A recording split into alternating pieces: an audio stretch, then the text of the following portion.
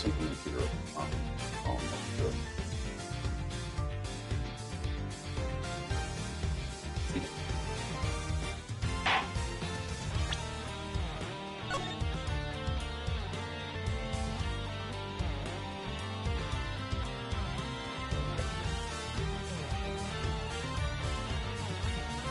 When we get there and we can see stuff, so then we can start.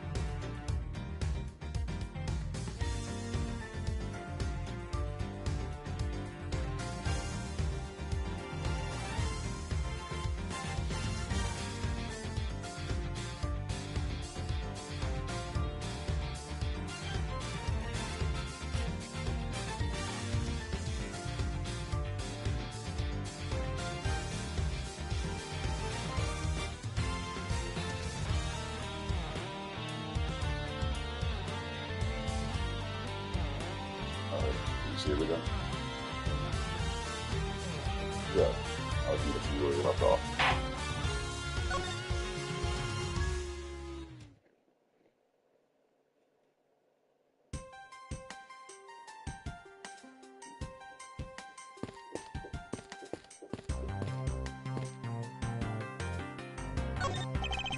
Excuse me, may I have a word with you? You there? You know, if you need something, please ask Miss Rhoda over there. Okay? What the? Hey, wake up, you! I'm terribly sorry that she's being so rude. I need for you to apologize. I just want her to believe she's sneaking on the job. If I were a boss, I'd say to her that her salary was cut so low that it was.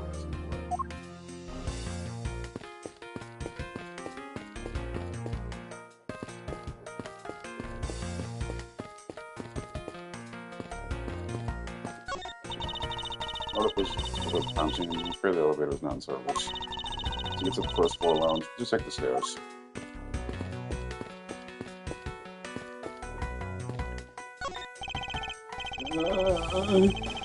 Don't get too near me, criminal. I said, don't get near me, criminal.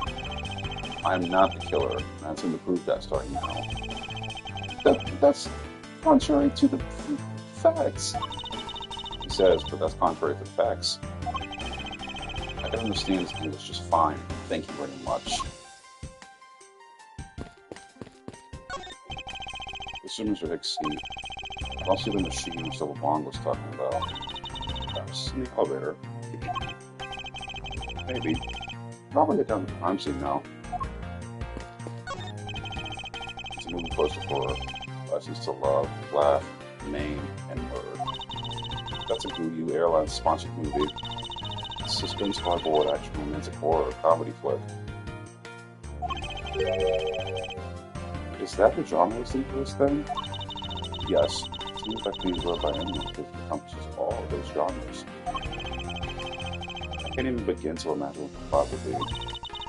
But I have to admit, it adds me to curiosity, right? I heard the main strategy of this genre listing was to make people curious. Well, then consider the mission a successful one. It's harder to solve. Oh, that's right. I was in the middle of recreating a chess game. Just an observation, but aren't there so many red knights around that one known pawn? Nonsense. So there's loose pawns, no match for red knights and might. That's a reference to something, but we'll get to that later.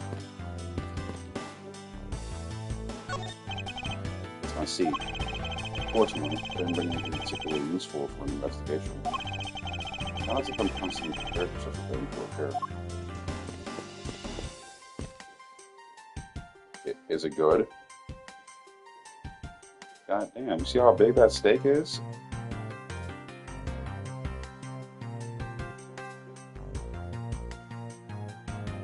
Will eventually.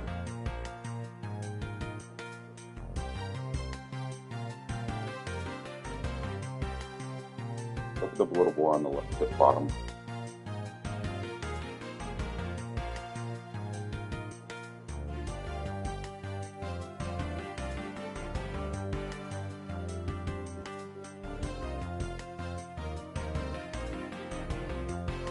But he's scared like a little bitch.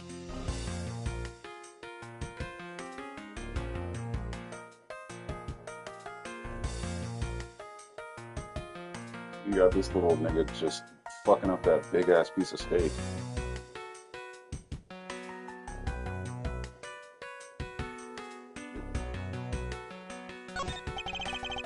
Let me have a word with you. This steak is so awesome. That's great to hear. However, I'll have to ask you a few questions. I want to see here all the time, so what? No. Eat or speak. Please pick one. Munch, munch, munch, munch, munch, munch, munch, munch, munch. I think he chose to eat. Yes, I can hear that.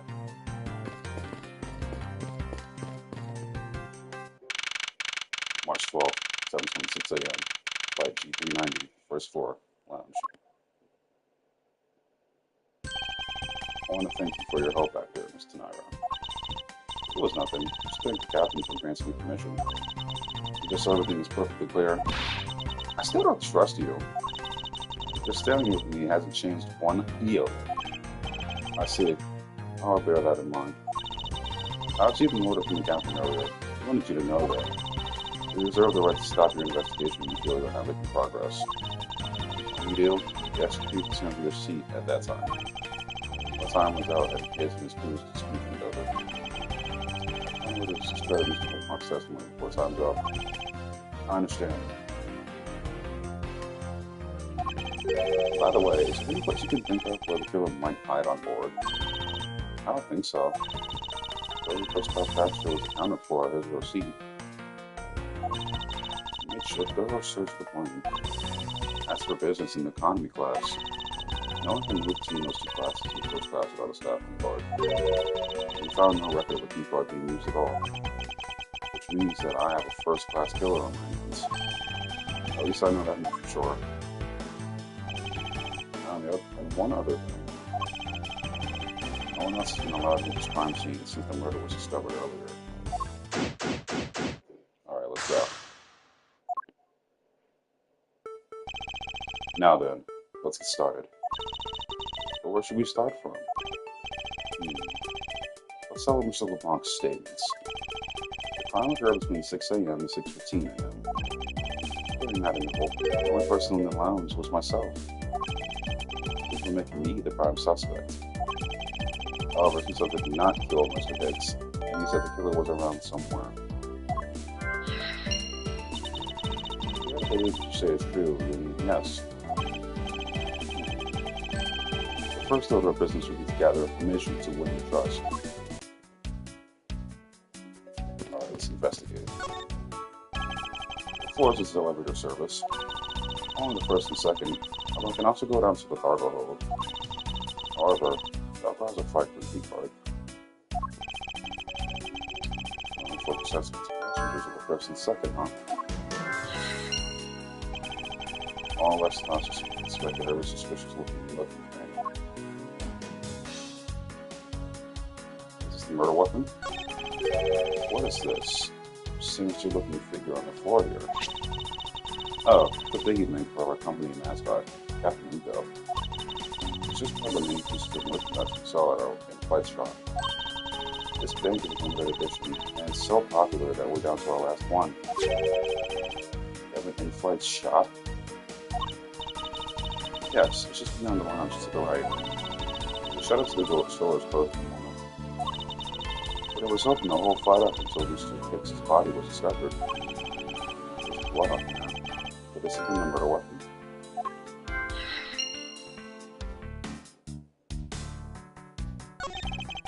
What was hanging off his lanyard?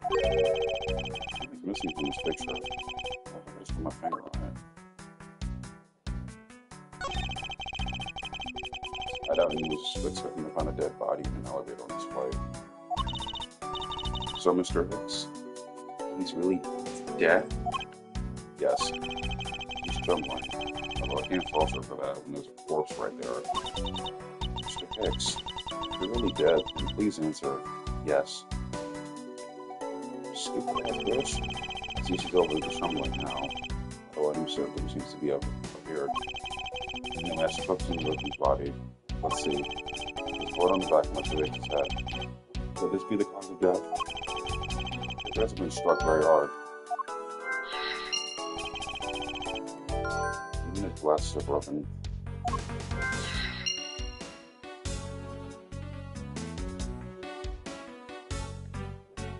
There's something out of his pocket. Take a moment, let's take a look at what's inside. It's a picture. It looks like it was taken inside a building somewhere. Souvenir picture, perhaps?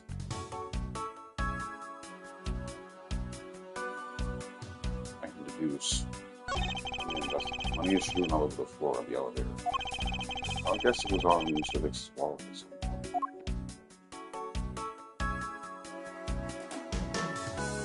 I can deduce something.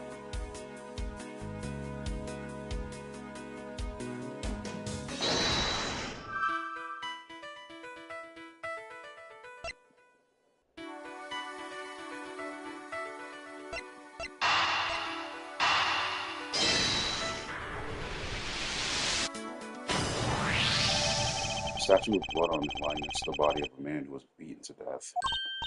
Oh, Mr. Edgeworth, I think I figured something out. Yes, what is it? The way the blood is on this, it looks like it matches up with the moon on his head. Well, aren't we deserving of the Master of Obvious title? Well, what do you think, Mr. Edgeworth? Do you think that's worth investigating? It would appear that this figurine is our murder weapon. Oh, I just knew it. I mean, I can't think of any other connection. Perhaps Master of the Oblivious would be more befitting.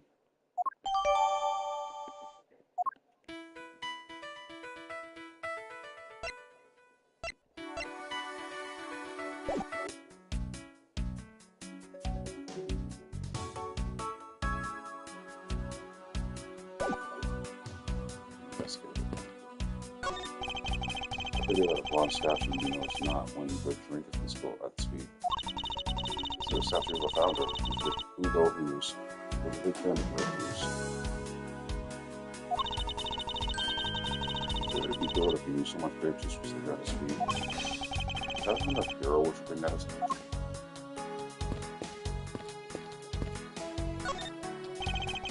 There's some spilled grape juice in front of the elevator. What's this I see? Footprints? I assume you spilled it in the turbulence. Well, we must clean that up, or someone might get hurt. Aha! What is it, Mr. Edgeworth? I found some very important evidence. What is the important piece of evidence in this scene? Take that! What is it? They're a little smudged, but I think we can both agree there are a set of footprints. So you think, yes, these belong to our killer. Oh, then maybe we should check the shoe sizes of everyone in first class. I don't think that will be any of up to us. Unfortunately, the prints are too smudged, which will make it hard to get a definitive match. Oh, I see. What's this? What or who is this? This is a bronze statue of the founder of GoU Airlines, Mr. Udo Hughes. The one on the left is of when he was in his 40s, and the other of him was in his 80s. Can you check all of those 4 decades? Maybe just squint one. I don't know if the sky, these clouds. They tell me nothing. Mr. Edgeworth, you look at talking to the clouds. Is that so? Didn't tell me. What do you suppose I said to them? I don't know, but it looked like a rather one-sided conversation.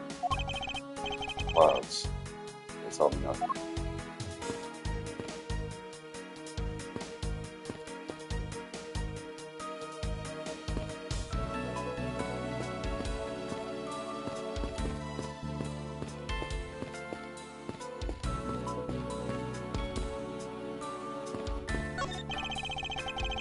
There were a few copies of Stock Magazine in the magazine rack. This one special was an English trivia quiz. That's not a bad idea. I bet that some youths of today don't know a particle from a participle. I don't know. We've been going off these people with made-up words, abstract words. I've never heard of such a silly word as participle. Case in point. The bottles and glasses have been broken by the turbulence. There's quite a bit of broken glass here. You be careful when passing through the area. Thank you very much for the warning, said Word. No matter how kind you are towards me, know that it is not clear up any suspicions I have about you. I wasn't wanting you for the sake of clearing my name. Your piano is the pride of this plane. You play the music of whatever CD you insert into a CD drive. That's not a piano. It's more like an overgrown music box. His teeth press along with the music, as though there was really someone playing it. We have entirely too much money to waste on overly complex toys.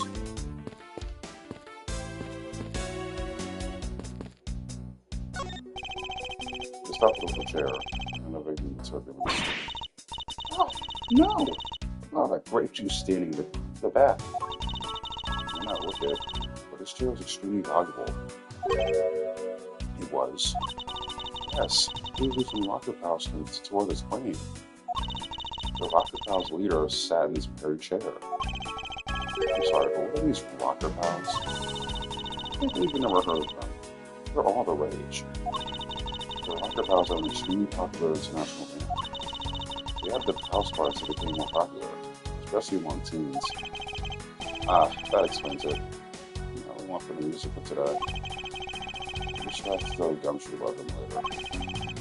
On second thought, I can already see how confusing the conversation would get. That sinking angles start to run this disarray about the turbulence. Why I start seeing this big of a mess? It's terribly embarrassing, but I thought of it as an earthquake for a second. My friends started searching for gas valves to shut off. It's shaking of the plane was bad enough to be mistaken for a real earthquake. Not that I would know, I was unconscious for most of it. Alright, let's deduce this.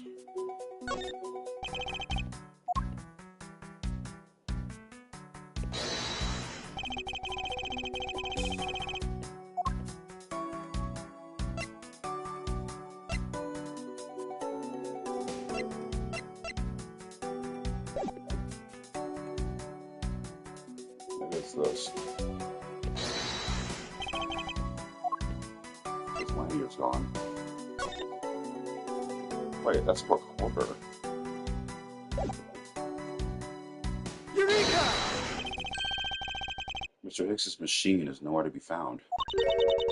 His machine? His cell phone, Mr. Nairo.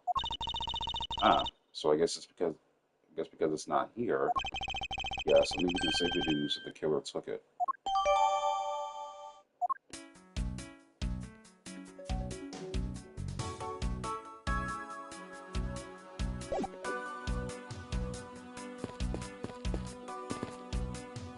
Alrighty.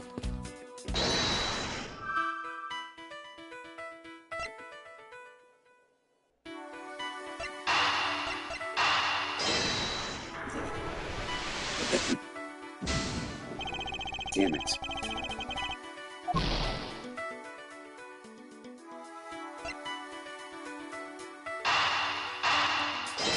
Is this way? Nope.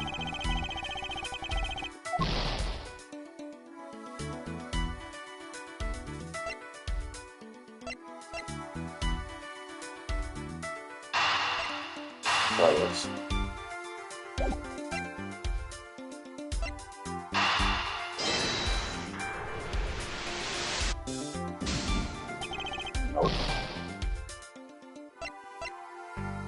Are you in need of assistance? Mr. Naro, I'll ask whoever investigating the lounge. As long as you have the captain's permission, I can't stop you from looking around. If you could pass the message along, tell him I'm grateful for his spirit of cooperating. I will. I would please realize you are still under suspicion. To be honest, I still have my doubts about you. Of course, I take no offense. Do you really understand what I'm saying? Yes, barely. Do you pinky swear you do? On your honor as a professional prosecutor? I pinky swear I do. But on my honor as a professional prosecutor? Well, I guess it tells that. I feel my honor as a man slowly diminish me.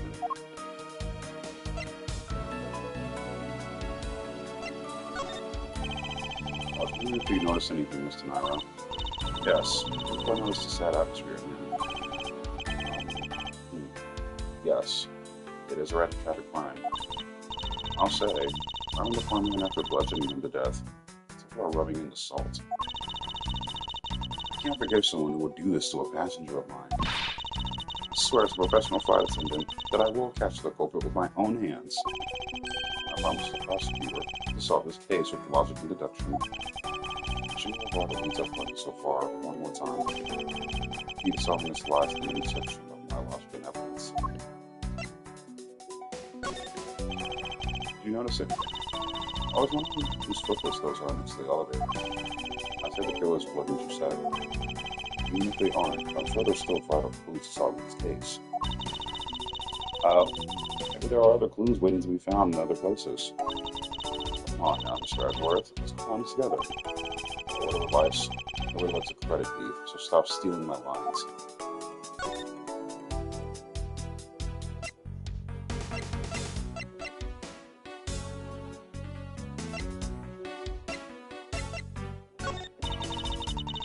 You show that to me, something kind of like something can I allow you free reign? I'm sorry, but I want to admit that I still have my doubts about you.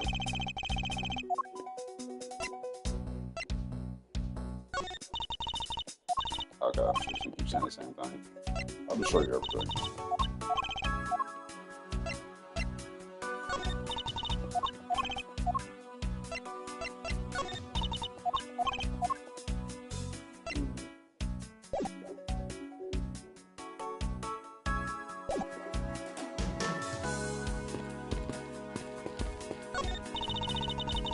My shutters are beyond these shutters. We don't have permission to open them, so I'm afraid I must leave them closed. There's still be clues to be found in this lounge. I never got to one.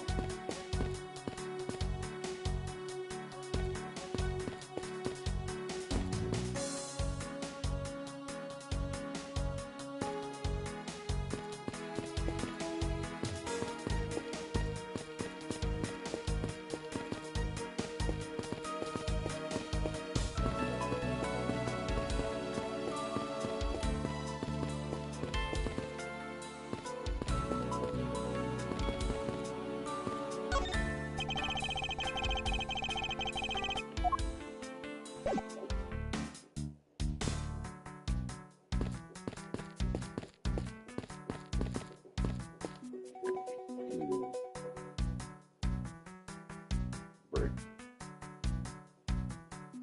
Break. You okay? Okay, so for go.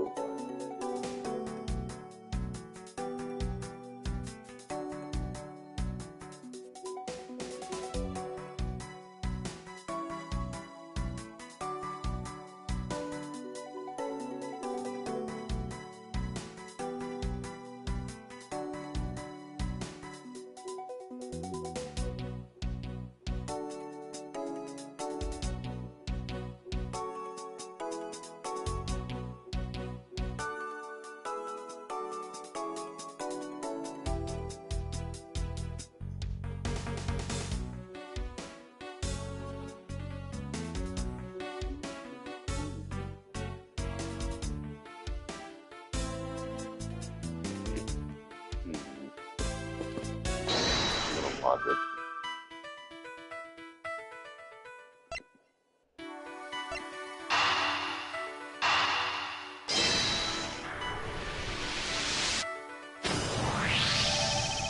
true. There wasn't anyone else in the lounge other than myself right before the turbulence. But if the killer was in the elevator along with the victim, then that's a different story.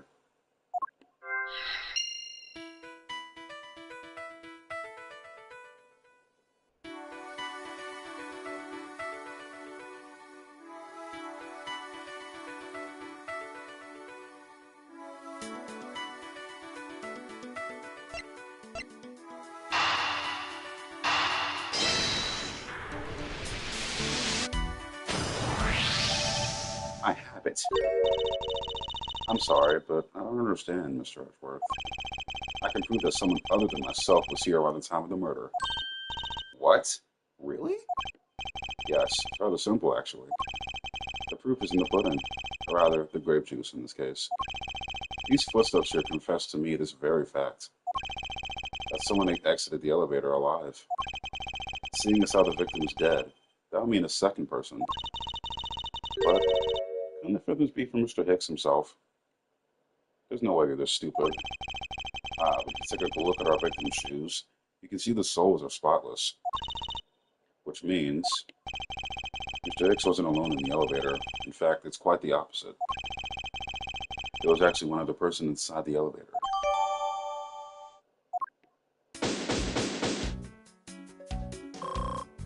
Nice. What's going on over there? This nigga again.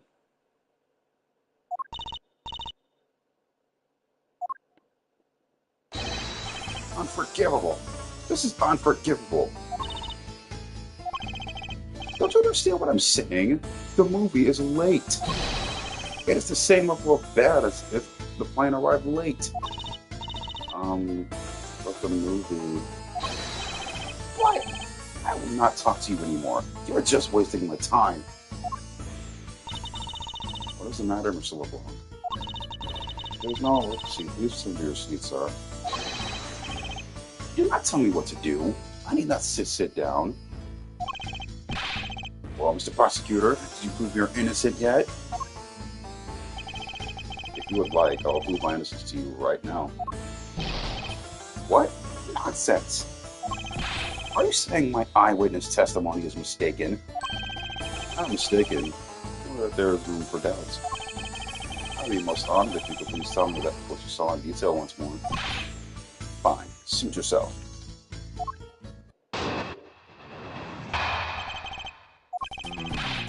I'm certain I saw Mr. Hicks enter that elevator.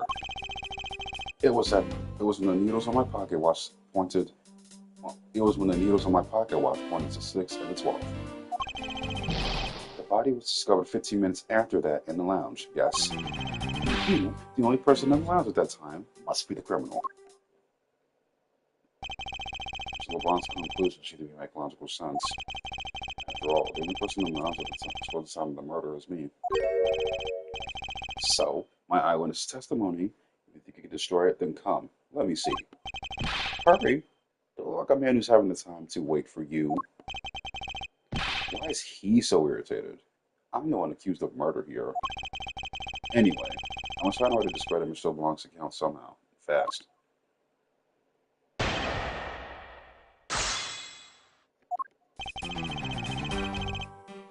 Hold it! Not so fast. Mr. LeBlanc, were you able to get a good look at the inside of the elevator at the time? Of course I saw what was inside. And you're sure that the victim was in the elevator alone? Yes! The only person inside that elevator was that Mr. Hicks man. This last outburst is a bit too important to let go. You already fucked up. Come on now.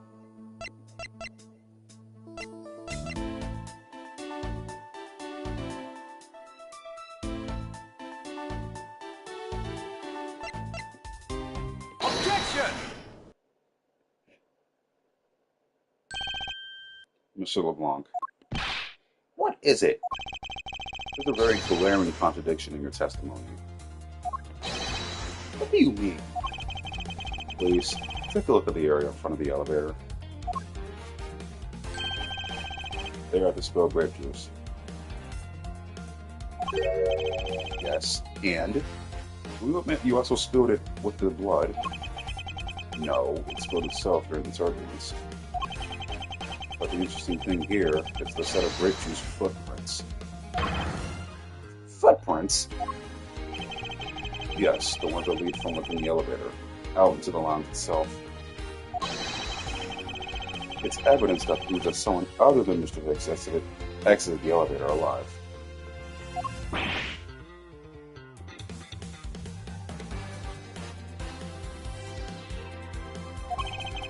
There must have been another person in the elevator room, Mr. Hicks. Now then, I'm done playing games. Why don't you tell me that's the truth? Speaking in hieroglyphics. Can you please translate for us? No way. That's totally impossible. I guess is what he said. No way. That's totally impossible. I know there was no other person in there. I saw it with my own eyes. You want to know what I think, Mr. Edward? I don't think Mr. Locke is lying to us. I suppose he's right. He doesn't seem to be lying. But then what does it mean? What about this contradiction? Mr. LeBlanc, please, just once more. You'll follow the details of what you witnessed from me. Great. Great. Great. Are you sleeping? Why did you not find you responding?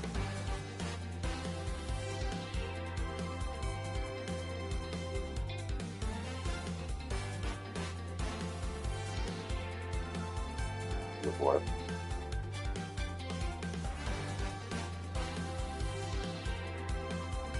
They're snoring.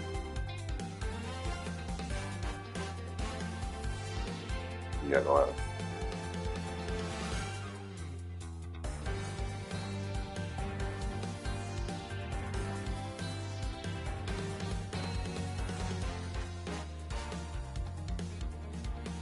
Hurry up.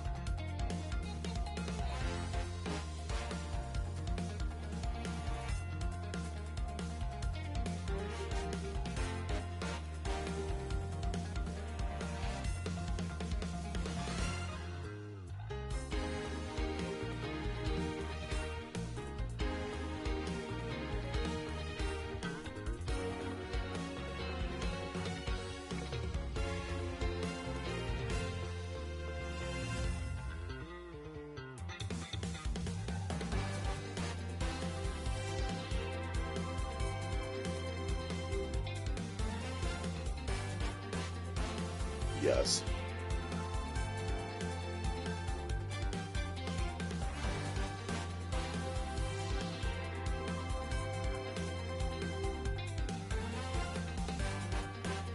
So literally just the guy sweating. The fat bastard was sweating.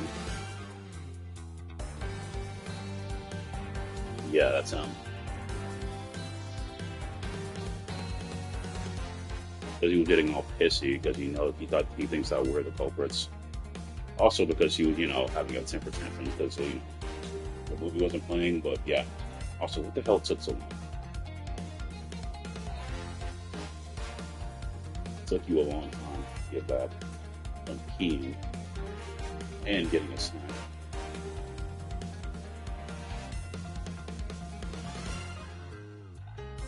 Okay. Alright. Alright, let's go. Alright, second testimony. Come on, let's go. Keep up. Yes. And it's the second testimony. I was very upset when Mr. Hicks passed away by my seat. I was always checking the time, over and over again. I happened to follow that man with my eyes when he passed me, and I saw clearly into the elevator he was entering. But I swear there was no one else inside. No one! Mr. LeBlanc, if you will please calm down. What? Dare you two have an issue with my eyewitness testimony? Ah, no, not at all. Please forget I said anything. Yet again, he doesn't appear to be lying. But I can't let this testimony stand as the truth.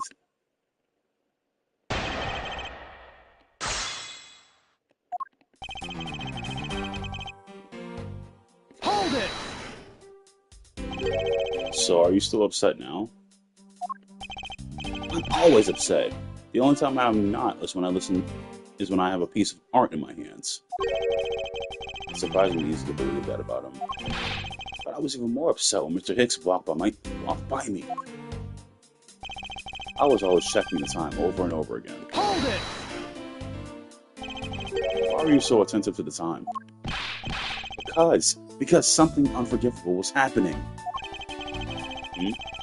Think of it, you were yelling about something unforgivable earlier. I was giving a complaint to the attendant about the movie starting time. Return back to me my time and money. You understand the point. Movie? Is that about the in-flight one that's mentioned in the magazine?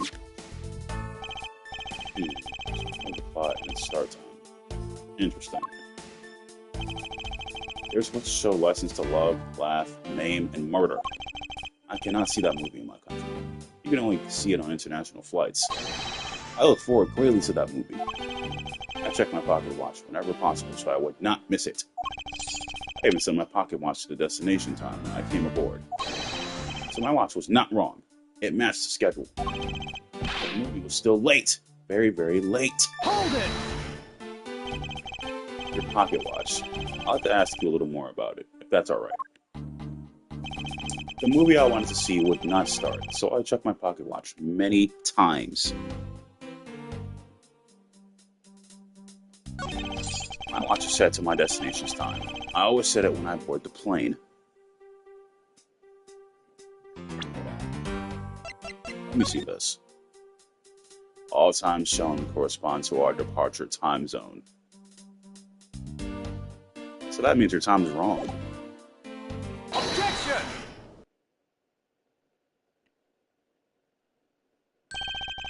Mr. LeBlanc, you said this just now in your testimony. I even set my pocket watch to the destination time when I came aboard. Now, if your watch has been set to our destination's time zone, it will mean that your watch is displaying the time of our destination. Yes, and the correct time is worth its 6 cents. I would like you to take a look at this. Can you believe this Sky magazine? Clocks on this flight run in accordance with the time zone of our departure time zone. Of course, the movie schedule was also created with that in mind. Just tonight, for confirmation's sake, what time zone is this flight airline to right now? Well, we made a short stop at a transfer point. That's right. It was in that small Asian country, the Republic of Sinfa. But we didn't readjust our onboard clocks at that time. So right now, we're still running on Borginia time. What? The time difference between Borginia and our destination is 9 hours. In that case, it's only natural that your watch would be out of sync with the schedule. What? Further, with your analog watch set to our destination's time, it would appear to be running 3 hours fast compared to the flight's onboard clocks. It also changes everything about your testimony, and you can be bet 1,000,000 cents on that. In light of this information, it means you saw Mr. X 3 hours prior at 3 a.m.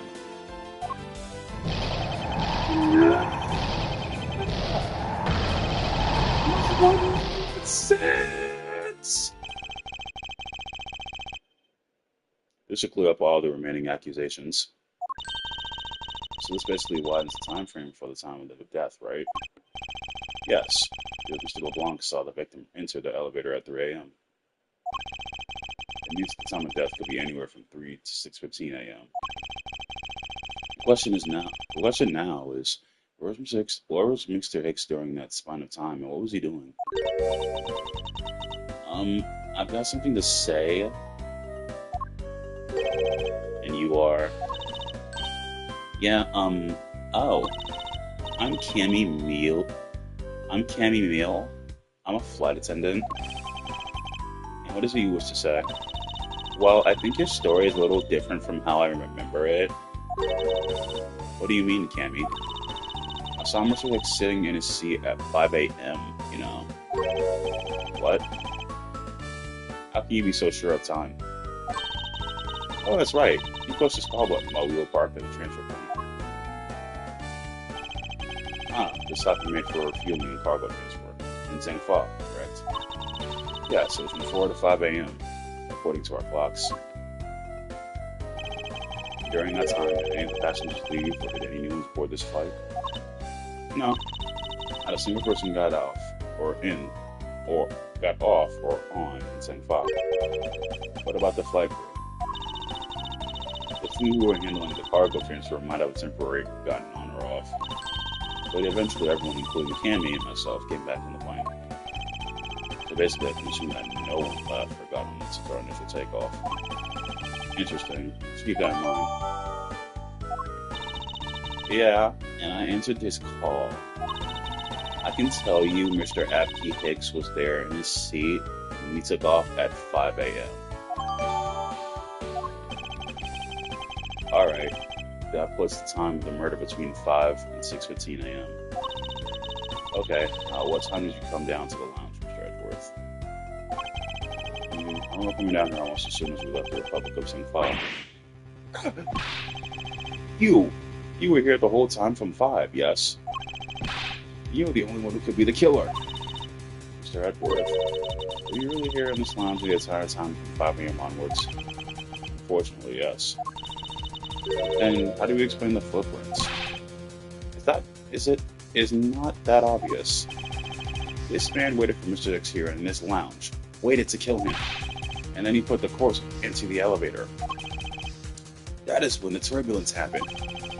Eyewitness testimony may have been mistaken, but what time I saw Mr. X into the elevator on the second floor does not matter, because the entire incident concluded here in this lounge. Everything happened in this lounge.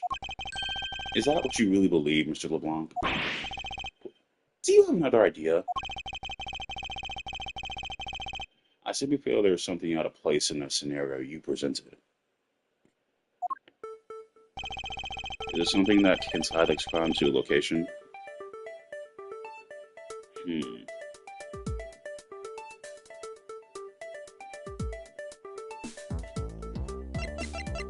Footprints, right? These footprints. In which direction do you think these are headed? That would be the in-flight shop. Correct. They're headed in the direction of the shop. But they look disconnected. They end all of a sudden. You are right to point out that they do not form one continuous trail to the shop. However, there is another piece of evidence that connects this shop to our crime scene.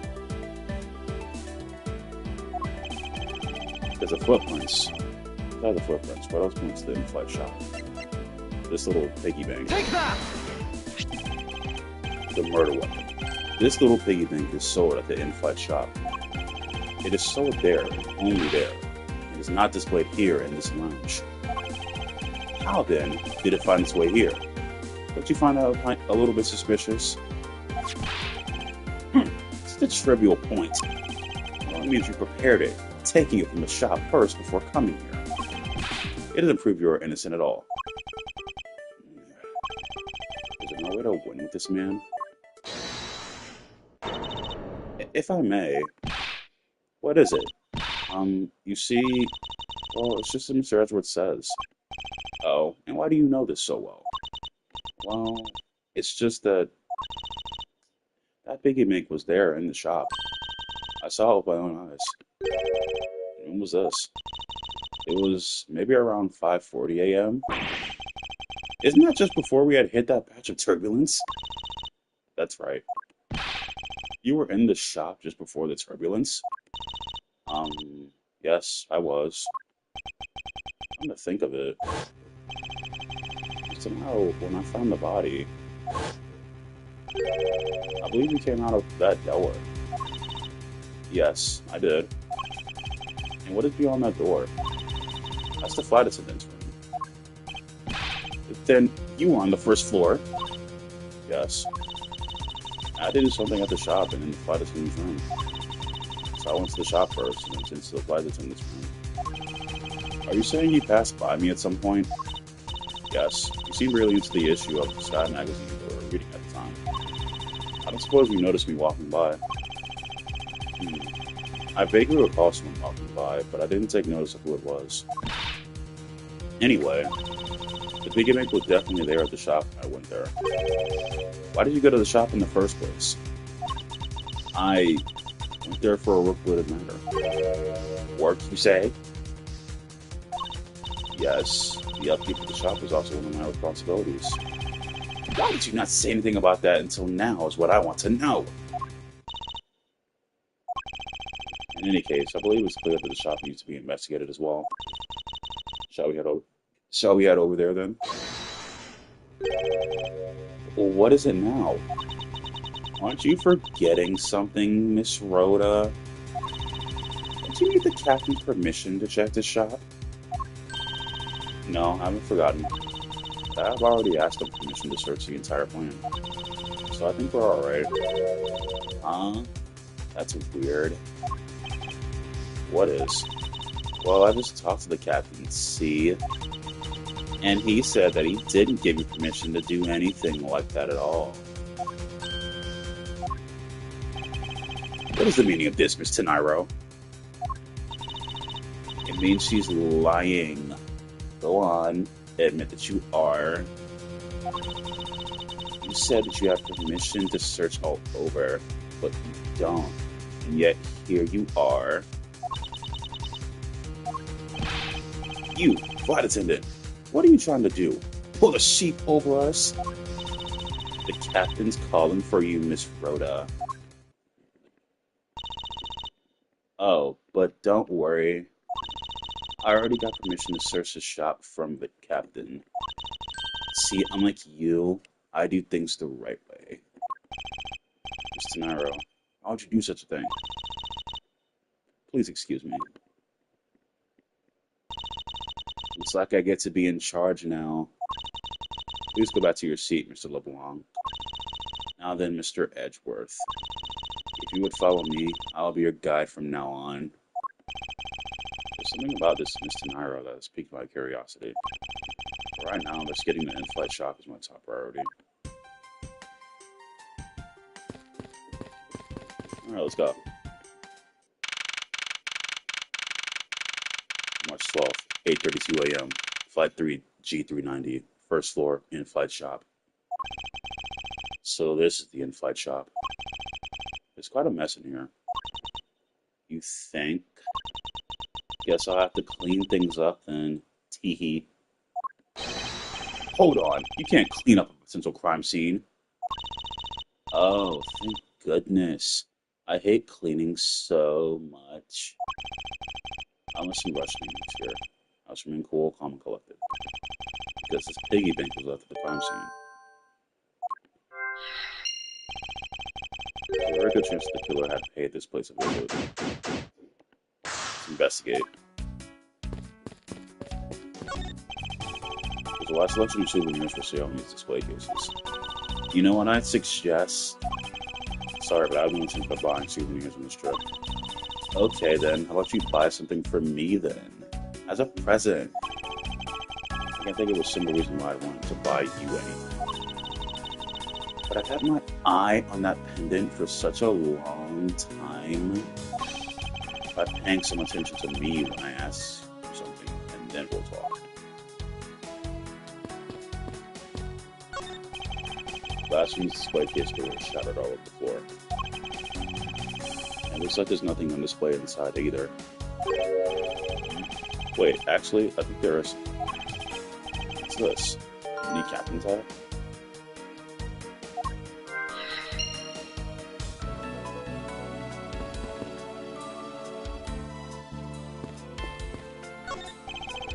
Stuffed toys. Those are the one Miss Meal is holding on display here. They're relatively cheap, which means why they're displayed so haphazardly. How about it, Mr. Edgeworth? You know you want one too. They're great for when you're stressed. I don't know if there's a stuffed animal abuse when she says that.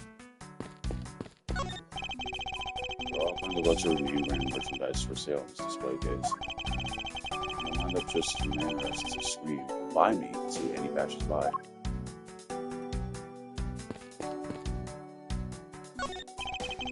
Yeah, this display case is about lifesavers and life vests for sale.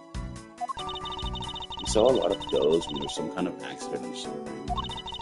Some people buy them even when there's nothing going on.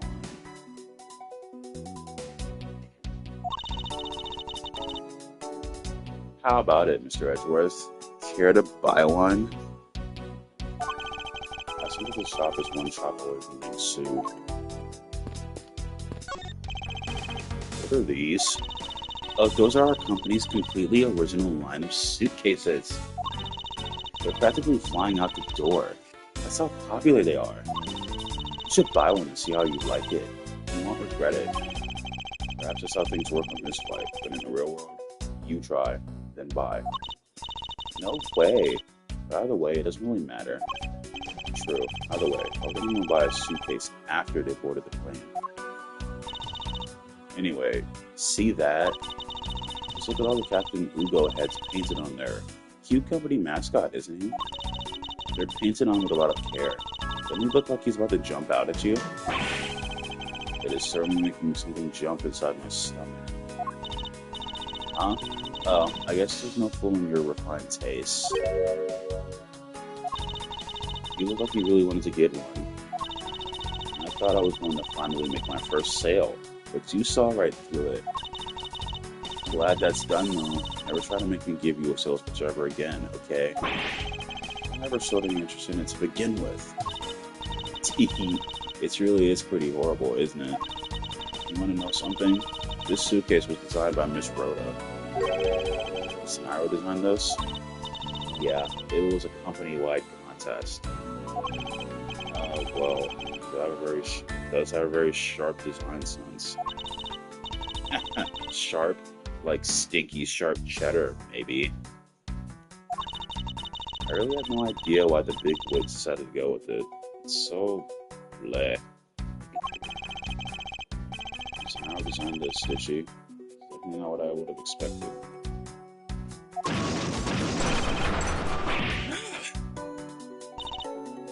You okay? I'm fine. Please watch yourself, Miss Mule. Letting a suitcase freely roll around has got to be a safety violation.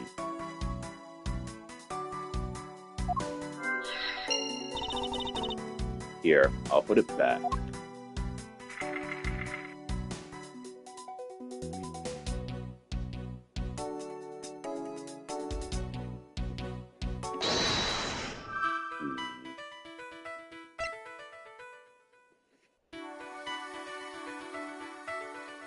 Hold on, I gotta pee.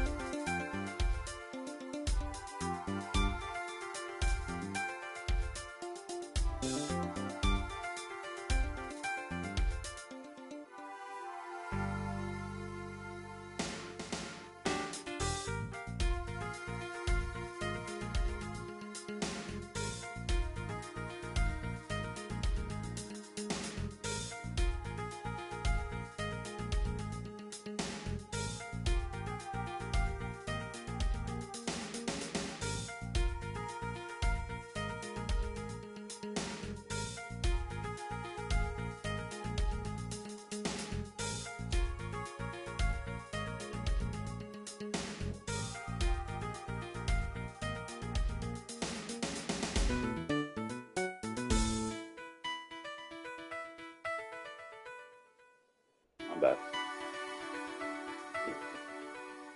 You sound far.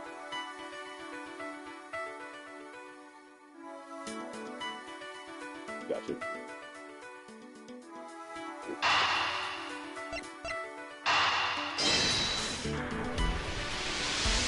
Gotcha.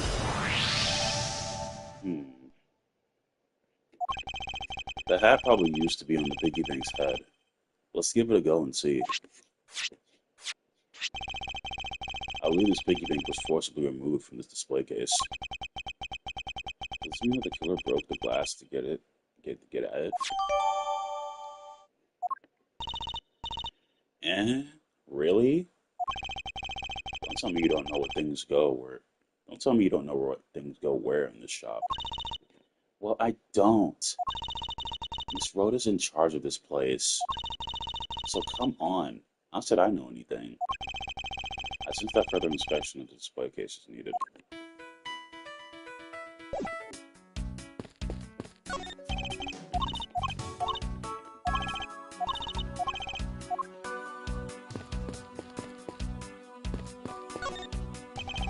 All of us talk suspected every suspicious looking nook and cranny. Let's see. Oh, the big glaring suspicion. Let's look.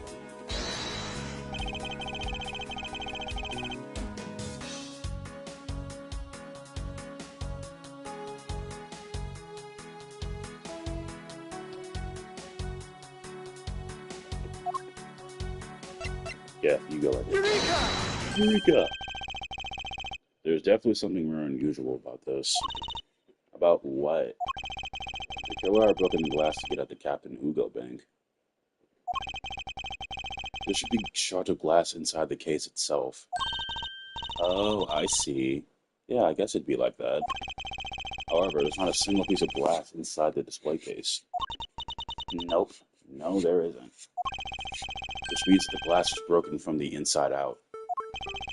The piggy bank must have fallen over from the turbulence and right through the glass. Yeah, that's for sure.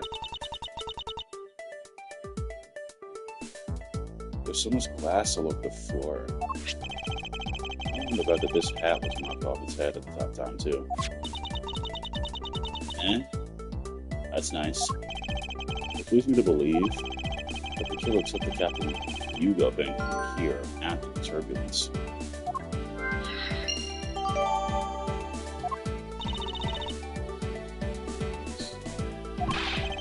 Take your power naps on your own time as a meal and listen to what I'm talking.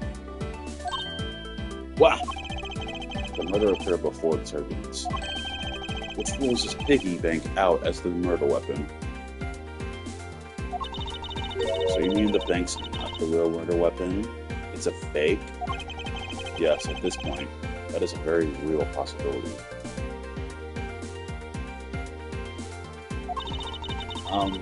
But then what if when the killer went to take Captain Hugo, they broke the glass by accident? The display case is locked, so that's highly unlikely. Yeah, but there's one person who could have. Oh, and who would that be? Miss Rhoda, of course. I mean, she's the one in charge of this place, so she has the keys to everything. Miss Rhoda Tanairo, huh?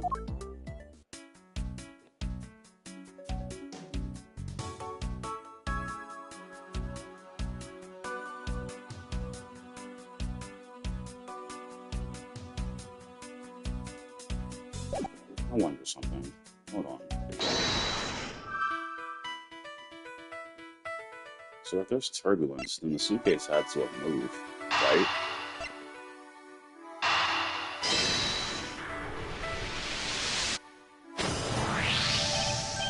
Yes, there's definitely something wrong here. What, what's with the setting yelling? Tell me, Miss Meal, don't you think there's something strange about these suitcases? Oh, well, sure. They totally ooze strange, like the color and the such. That's not what I'm talking about. Now pay attention. Ah, you're scaring me, Mr. Edgeworth. Sorry. These suitcases are lined up a bit too prim and proper. Yeah, they look a bit uptight, don't they? But I guess they take after the creator. Hehe. Again, that's not what I meant, Miss Meal. Don't you find it unusual that these cases are the only things undisturbed by the turbulence? Never mind, I still don't find an answer by inspecting these suitcases myself. Upon closer inspection, they really are quite hideous. They just look ugly as fuck. Tee. I wonder how Miss Rhoda would have reacted if she heard what you just said. What's wrong? She makes a good point. It would be wise for me to watch what I say out loud. What's this? I spotted something that's not quite right.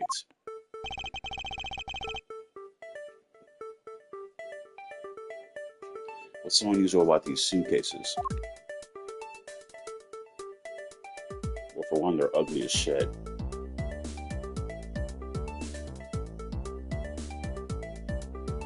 Do you see this?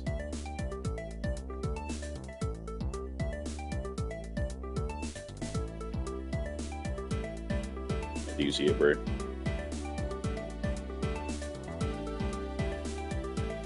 We'll catch up.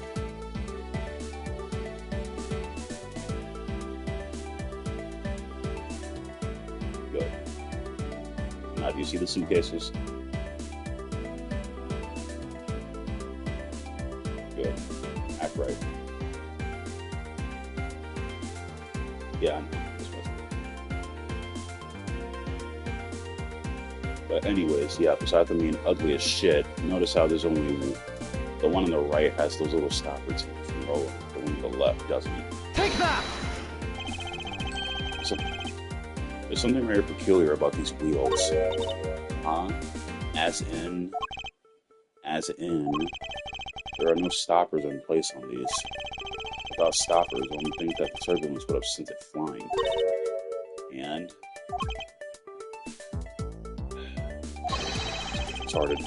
And so, it is very likely that this suitcase was placed here after we hit that turbulence. Let's take a closer look at it, shall we? Oh, God, ugly as hell. Alright.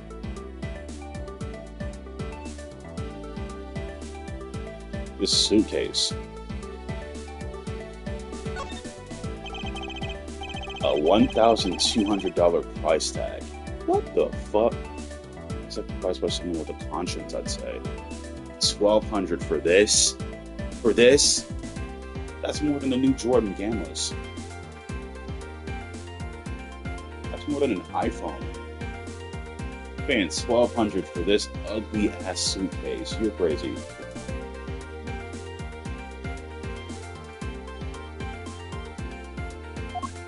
This piss-stained suitcase.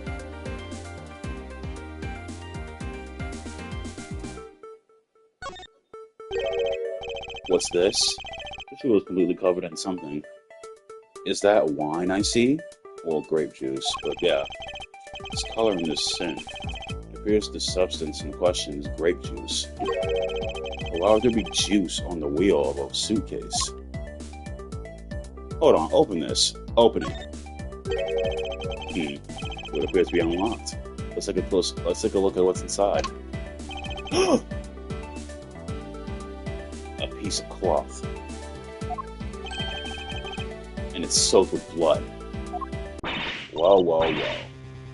Ah, it's blood. It appears this suitcase is very strongly tied to our murder after all. Somebody thought they were slick. So explain this to me. What does the suitcase have to do with the murder? Bro. I believe it's pretty safe to say that the killer used this suitcase in some manner. Such as to move something, perhaps? Aren't you just talking about the cloth, then? That alone is too small. A larger item will be needed to move what I'm thinking of.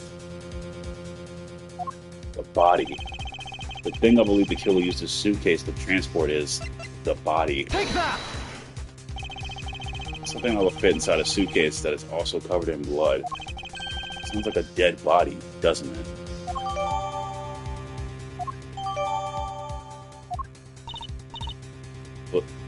But in light of this, I said that Mr. Hicks was moved into the elevator from someplace else, which means that the murder was committed in an entirely different location. So you're saying that after moving the body into the elevator, the killer brought the suitcase in here and just left it? Exactly. What is it? Nothing. Just that I was thinking about what Miss Rhoda said about the coming year or something. Excuse me, Mr. Edgeworth.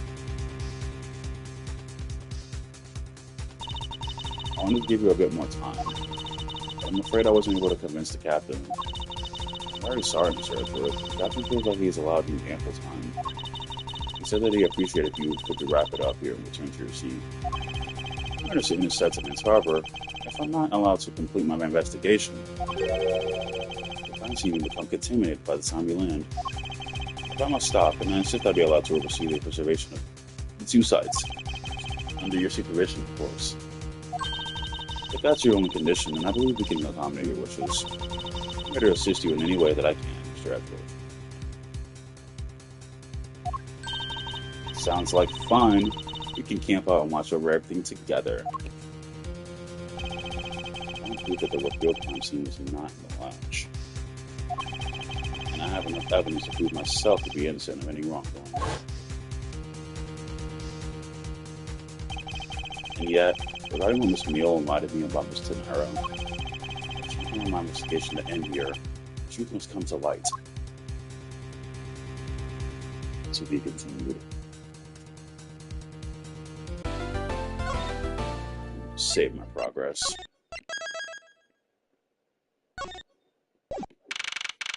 Alright, let's keep going. March 12th, 1 p.m. local time, Hope Springs Airport.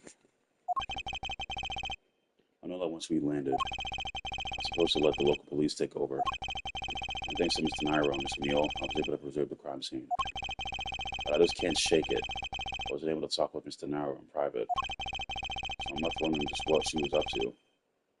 Why did she do what she did? There must be a way for me to continue my investigation. I've been expecting you, Miles Edgeworth.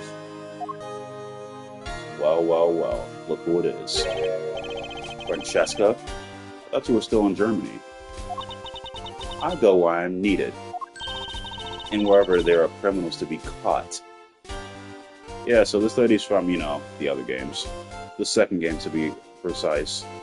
You'll see her eventually when I show you, the first set of games. We play the different character in those games, and Edgeworth is our enemy in the first game. Yeah. This is a spin-off series that I'm playing right now.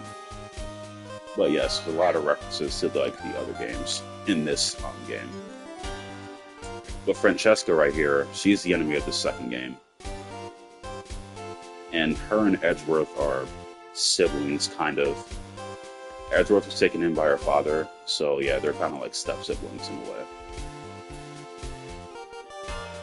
Anyways, her name is Francesca Von Karma, the daughter of my mentor, Manfred Von Karma. She, like myself, is a prosecutor. Are you heading up this case? It will be a bit of a relief if you are. Don't you try to flatter me, Miles Edgeworth. I'm placing you under arrest. What?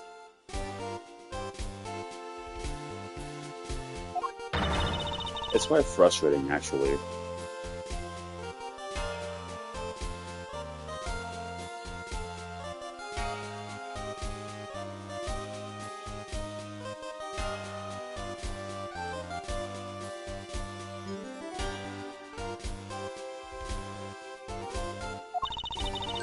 I'd hope to exact my revenge on you in a different venue, but I'll have to take what I can get.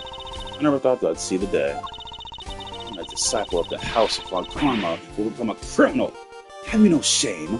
Oh, wait. It has all been a big misunderstanding. I didn't kill the victim. A misunderstanding? I heard all about the murder over the police radio from the captain himself. You waited for the victim on the first floor and then beat him to death. Francesca, do you honestly believe that I killed a man? Suppose I should reserve judgment until after I've investigated this for myself. I can put your arrest on hold until then. That is as it should be. I don't need a lecture about how to perform my duties from you, of all people. Nigga. To be perfect in every way, fulfillment of that creed alone is all I strive for. I have my own creed which I must fulfill, so why don't we solve this together? I have to get going. The crime scene awaits. Don't you dare leave town. Trust me, I had no intention to. Detective Gumshoe. Yes, sir. Too slow. Ow!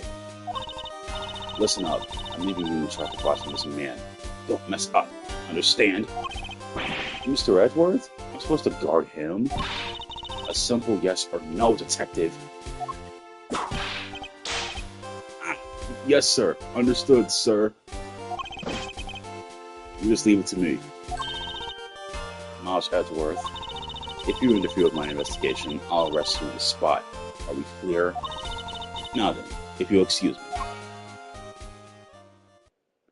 Good to see you again, Mr. Edgeworth, sir. Boy, am I glad to see you're okay. Thank you, detective. I believe in you, sir. You can lean on me. I'll get you through this. I have to admit, I'm a bit curious as to what Francesca is up to. I should ask the good detective. Very well. In that case, I have a few questions for you. Yes, thank you. Oh my god, ew! Hold on a minute.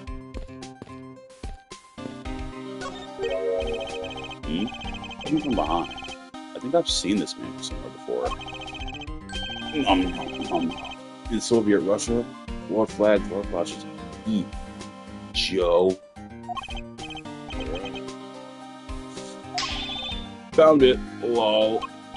Ooh, I feel a wave of creative powers coming on. It's over 9,000. Lols.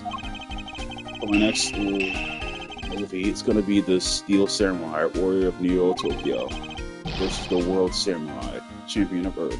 It's gonna rock so many boxers. Steel Samurai is finally getting a movie. Yeah, so that's an extra character from the first game.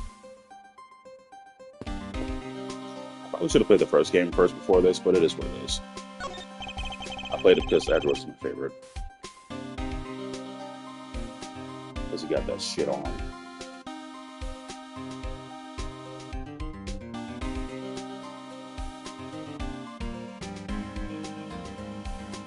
Yeah, he is kind of down to use a lot, but he's cool though. You got treated like a slave.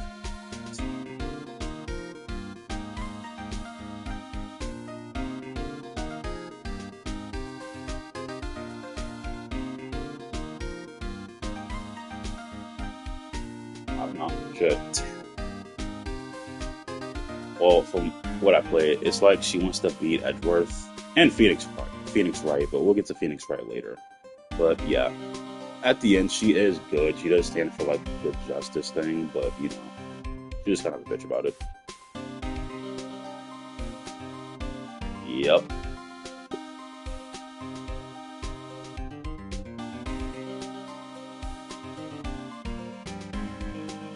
What a view of the plane preparing for takeoff. Besides the turbulence, they're really not all bad as all that bad is a more transportation.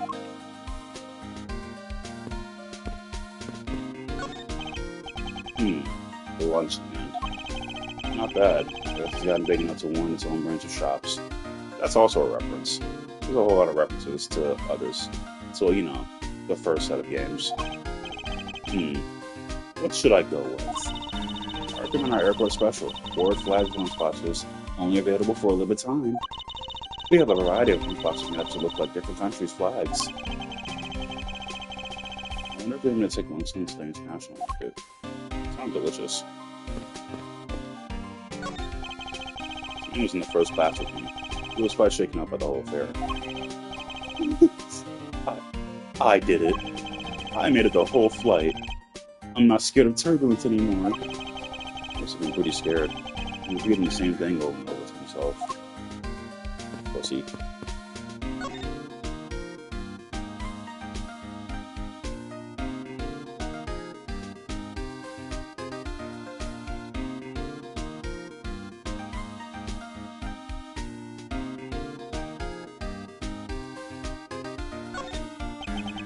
So how's the initial investigation going?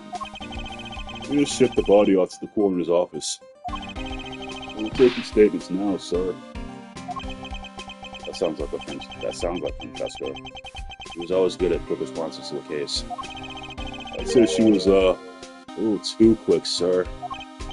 Oh, how so? I rushed on over as soon as they got word of the affair, sir. Somehow, when I got here, Miss Montgomery was already here, barking out orders at everyone. It was kind of creepy, because she knew there had been a murder or something. And I've come in advance to await your flight's arrival. That is sort of odd. She did show up rather quickly, and out of the blue. I still don't know why she's here in America. There must be some backstory to all of this. This one farmer just kind of popped up at the prosecutor's office about a week ago, sir. Talking about chasing down leads related to a certain incident. No details. It's kind of top secret, so she can't talk about it. Even with me, sir. Knowing her, the only type of talking she likes to do is with her wit. Plus, I doubt the top secret part was what stopped her from talking to you, detective. Although, I wonder if her case has anything to do with mine. Anyway, that's about all the info I have, sir. We should find out more as we investigate. Yes, it's not time to resume my investigation. I have no talking to the people involved in this case afresh.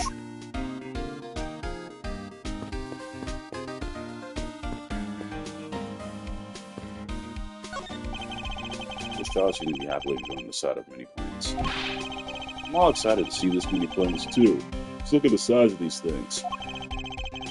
Do you like planes too, mister? The balance between the main wings and the tail wings is really something, huh? It's like the child is here derives his pleasure from a different aspect. Oh, but I've also got a thing for the shape of the wings too. Here, mister, you can stand next to me. So about that plane's wing. Thank you, detective, for leaving me out of this conversation.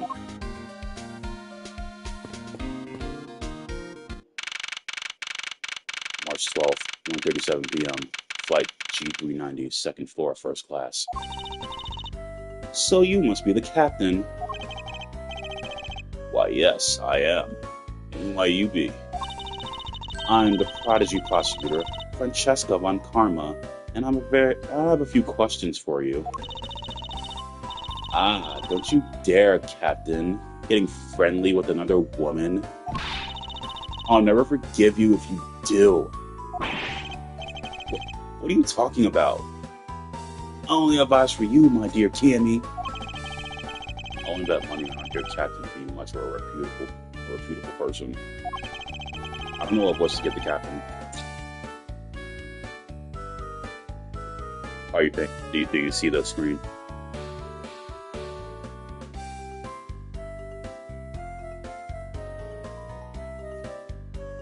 Yeah, I don't know what kind of voice to give him.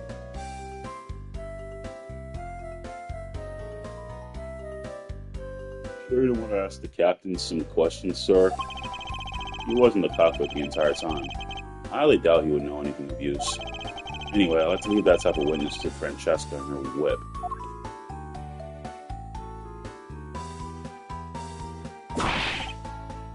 Oh!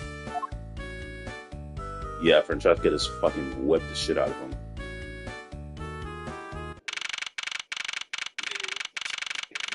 March 12th, 1:40 p.m., Flight G390, first floor lounge. Now see here! Ah.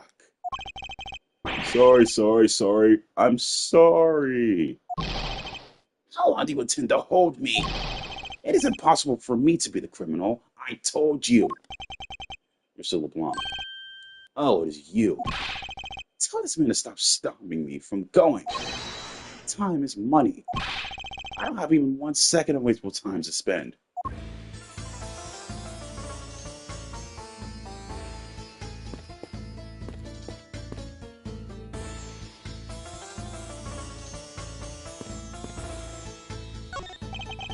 Sir, you can't go in there. I'm Miles Edgeworth. I'm one of the prosecutors on this case. So please, get the fuck out of my way. I'm very sorry, sir. No one's allowed to enter without Miss Von Karma from this express permission. I'm on the case. Yes, I understand that, but I also have explicit instructions to not let you through from Miss Von Karma. Why would you do this to me, Francesca? Finish taking your statement, yep? Yup, all done, sir. I do not concern if you're not done examining the cargo hold.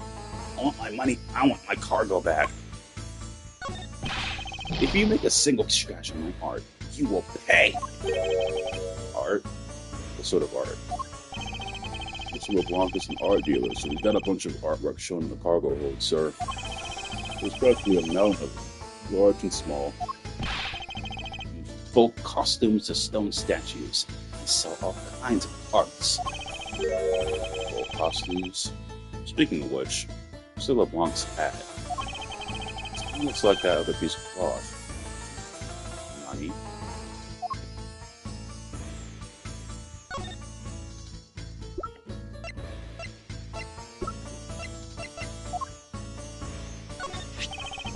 Mr. LeBlanc, can you please take a look at this for me? Oh, it's a Virginian cloth. As I suspected, your hat is made of the same material, I suppose. Yes, of course. This fabric is so famous. Orders from over the seas for more. And this is the cargo you were talking about earlier? No. My cargo this time is much many gigantic. You, detective! When can I have my cargo moved? Get your cargo back when we're done investigating, pal. Stop me next to you, police. It is no good. And it is no good that attendant refuses to exit the attendant's room, too. That attendant? I wonder if he's talking about Mr. Marlowe.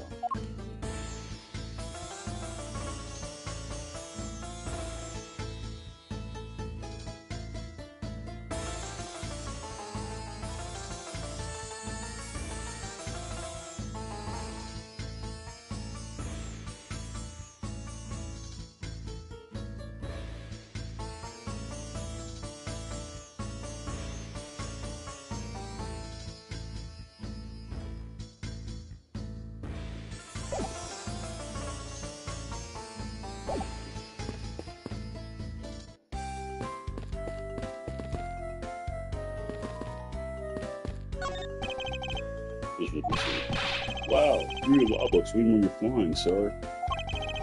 Were you expecting anything less? How long? That's very considered the time. Hold on a second. There are different book stuff in here. Steel Samurai. I said, set the gumshoe. I find this hard to do with the invasion of privacy.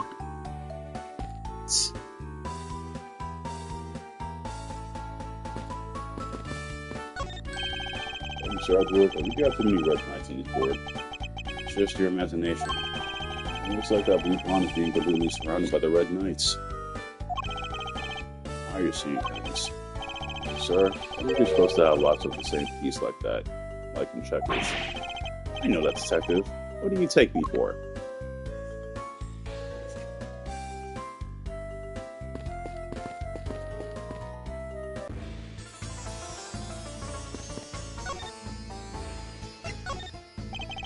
What do you mean by that attendant, Mr. LeBlanc? She was taken to the attendance room for her interview.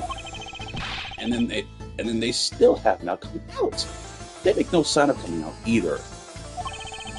I was finished with my own interview much earlier, quicker than her. I just now interviewing you for much so much time.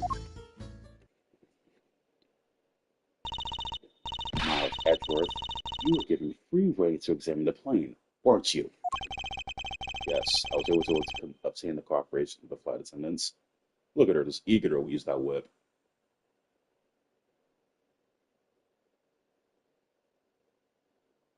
Hurry. No, you caught up.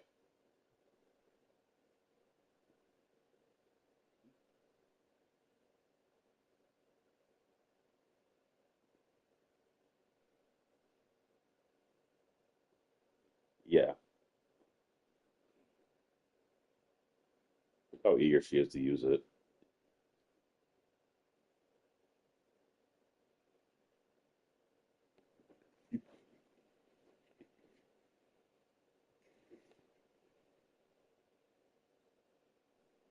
It's modern times. She just has a whip for some reason. Speaking of attendants, I'd like to speak with Miss Teniro. I wonder if you might grant me permission to enter the flight attendant's room. Hmm. Before I do, you still have to clear up a few issues surrounding your own circumstances. I understand. You may have tricked those attendants with your sophisticated talking, but you can't pull the wool over my eyes, Miles Edgeworth.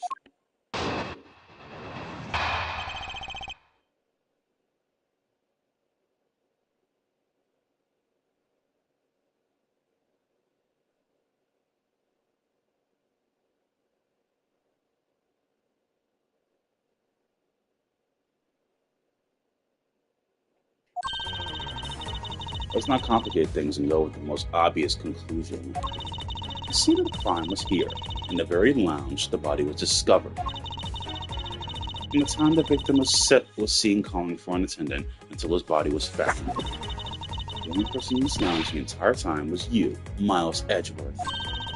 This unmistakably makes you the likeliest suspect. The likeliest suspect, Francesca? Do you have a problem with that? No, but it's not like you to use such a vague wording. Usually a bit more absolute. I'm simply trying to watch out for you. Or is my kindness too hard for you to comprehend? Thank you, but your leniency is on this. I'll prove my innocence soon enough.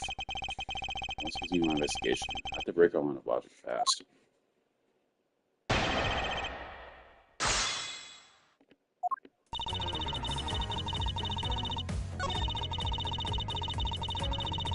Nope, nope, no, it wasn't. No, it wasn't. No, it was not. It was not in the. It was somewhere else. Objection! You thought you had me, but I remembered. It would appear that you did not have all the information you needed after all. And what does that mean? I found a nice piece of evidence just before I was forced to stop investigating. A piece that proves that the body was moved from a different location. The killer used this suitcase to move the victim's body. Meaning that the real scene of the crime is not in this lounge at all. Objection! Now who's the one rash jumping to conclusions? Excuse me? All you did was find this piece of cloth inside the suitcase. That does not prove that the body was moved. It could be that the killer simply chose that suitcase as a good place to hide the cloth. I expected you would come to that conclusion. It would seem I can't escape that easily. You should know better than that. Von Karma is perfect in every way. Ah, but did you know that the killer definitely wheeled the suitcase around at some point? Objection! As if there's proof of that. Where is the proof that the suitcase was moved around? It's right here. It's on the suitcase itself. Take that! All it takes is one look at this and you'll have your answer. Indeed, I have an answer now. That you're an ignorant whippersnapper. You're just getting whip snapper. Okay, so it's the other piece of evidence. It's this. Take that! The spilled grape juice from the front of the elevator? Yes, and I'll have to draw your attention to this area here.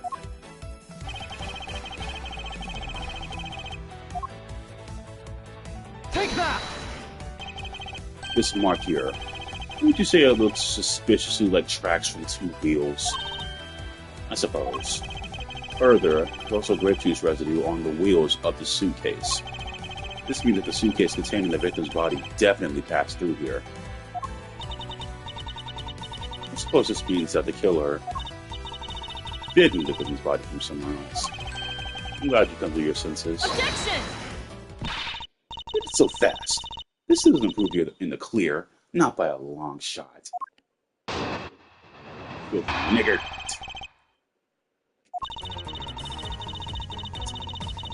I feel like she would just say that. Come on, she has the whip.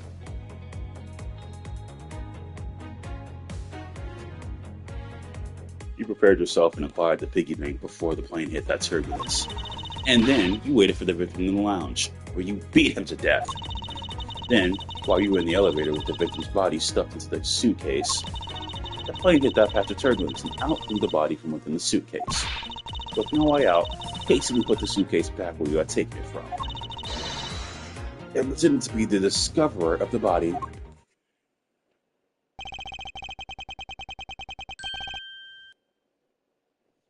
Not a bad bit of logic. Something you thought of on the fly. Just what are you insinuating? Your logic is. No matter how strong a face you put on, not even you can hide your fears from me. I'll expose the flaws of her logic in one fell swoop. She makes this too easy. You prepared yourself and acquired the piggy bank before the plane hit that turbulence. Not so fast. Because the piggy bank was broken from the inside. There's no way Mr. Edwards could have gotten into it. Objection! The fact that you took this piece of evidence into account into your testimony is to be commended. Your legal prowess is certainly something to be feared. Evidence and logic, essential tools that those who would stand in the courtroom must learn to master. But what if there was a fake piece of evidence thrown into the mix? A fake? This Captain Ugo piggy bank. It's just such a fake. It is not the real murder weapon. What? The time when the bank was taken from the shop is important. And it was taken after the turbulence had occurred. But then, what about the blood on the bank? What do you make of that? I assume it was added after the murder when the killer fabricated this weapon. Looking at it this way, the killer basically did three things after the turbulence. After exiting the elevator, the killer brought the suitcase to the shop and left it there. Then, the killer proceeded to pick the bank up from off the floor and took it to fabricate a fake murder weapon by hitting the victim on the head. Finally, the victim's wallet was planted on my personage, in my pocket to be precise. Everything was done so that I would be framed for murder at P. Hicks. You there! Yes, ma'am! Other than this piggy bank, was anything else resembling a murder weapon found? We didn't find anything in this lounge or in the shop that could be used as one, ma'am. Most of the items that could have been used were broken during the turbulence.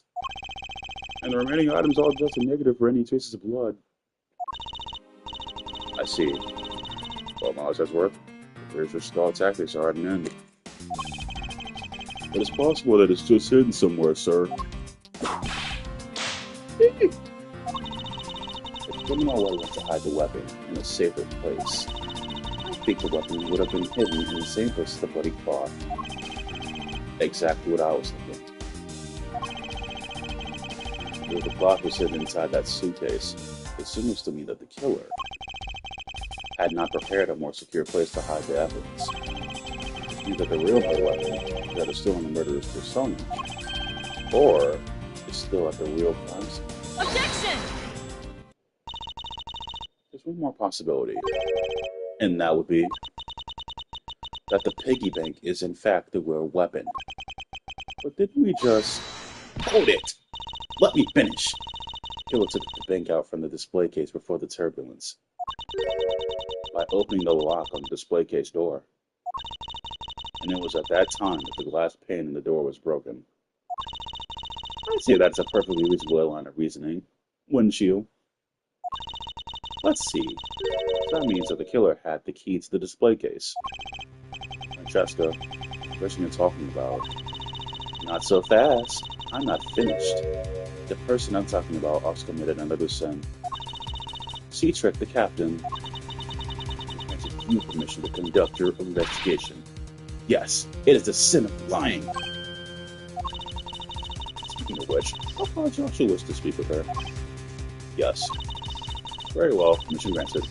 But only if I can sit in on your interrogation. We understand each other. I know the intention of interrogating you. You are welcome to accompany me if you so wish. Mr. Naro is in the flight attendant's room. Let's move. This nigga is still red as a tomato.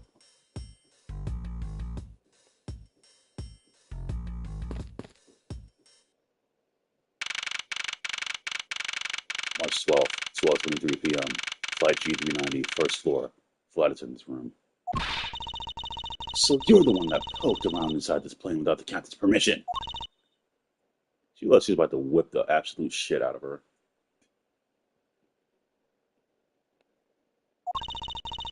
Deviating from the flight attendant's manual is very unbecoming, you know. What were you hoping to accomplish by doing that? I,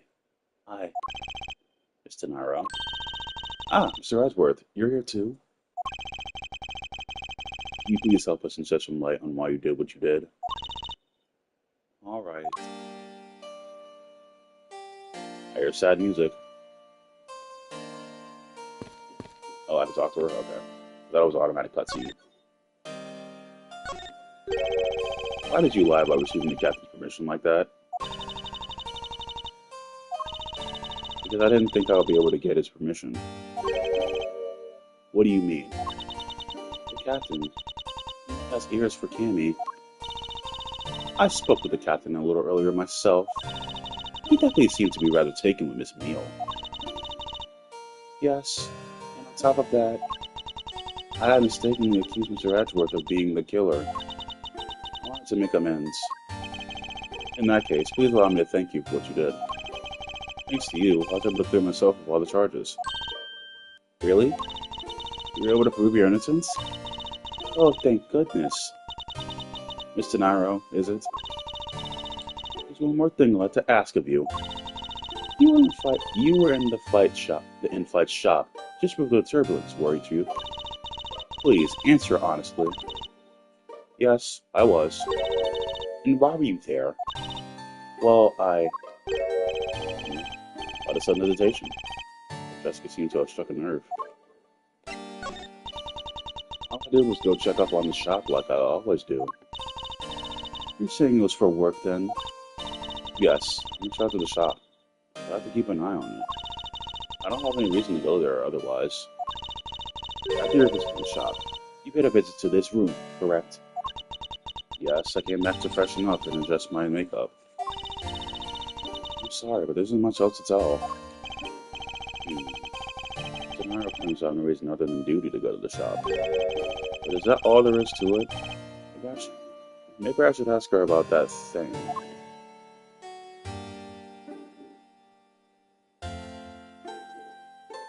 The suitcase. This ugly-ass suitcase. I need you to explain this. If you could please take a look at this for me, Mr. Naro. Oh, that suitcase. Yes, about this suitcase. You were the one who designed it, correct? I think I figured something else out about it. This suitcase is the reason you went to the shop, isn't it? There's nothing you won't find out eventually, is there? Could you please tell me more about this suitcase and why you designed it, and why I shouldn't smack the shit out of you? Yes, Well, I was interested in seeing how the suitcases I had designed were selling. I, I know that as a sports professional, I'm not supposed to care. But I really wanted to know. I'm glad to see that it was the last one there. The last one there. So you're saying, Mr. Nairo, that the suitcase in the question was the last one? Yes, they're just so popular, they're practically flying off the shelves. That is a bold-faced lie. Not exactly what the impression I got. But who's buying a suitcase that ugly for 1200? The one in the shop is most definitely the last one. Oh, we're currently looking at that suitcase. Really? I guess we sold all of them. I think pretty much picking the last one. Don't you ever disrespect me like that again. I didn't say anything about buying it. Didn't say you'll buy it. Hell no. I'm sorry, I can't. But why? That shit ugly as hell. Looks like pee. Looks like somebody peed on it and threw up on it at the same time. You gotta go with your complexion, Mr. Edgeworth. It really suits you. Don't ever disrespect me like that again. I'm Miles Edgeworth.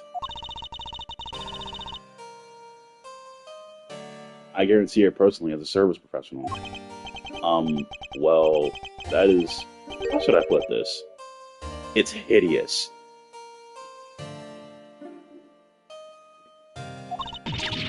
What?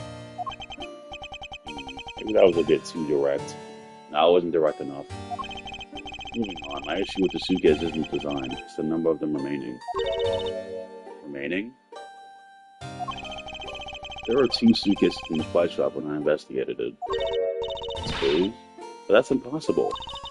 I'm sure there was only 1. Looks like their story generated quite the contradiction. When I left the shop, I'm positive there was only 1 suitcase left. Something was amiss here. What could be the meaning of this inconsistency? By the way, Mr. Nairo, what is one of the suitcases doing here? That's... I thought you said there was only 1 left. That one is, it's mine. I did it for a very long time now.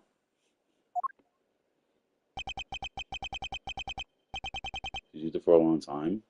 I think not. Mr. Nairo, I wish if you wouldn't lie to me.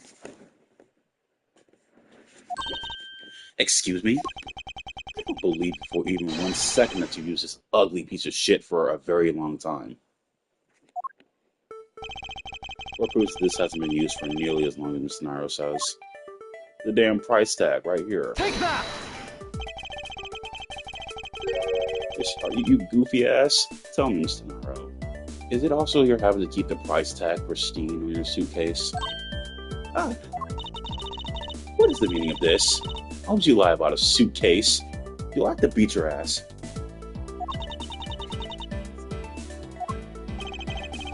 Despite having faith in her design sense, the sales numbers made her cry bitter tears.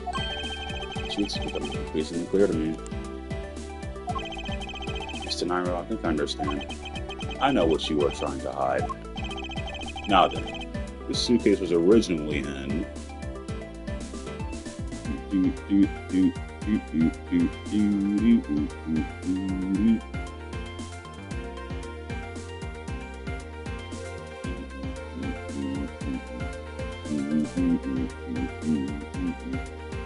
What do you think it was, Bray?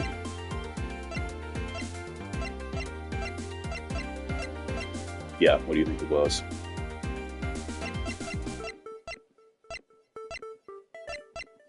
Good girl. I'm proud of you.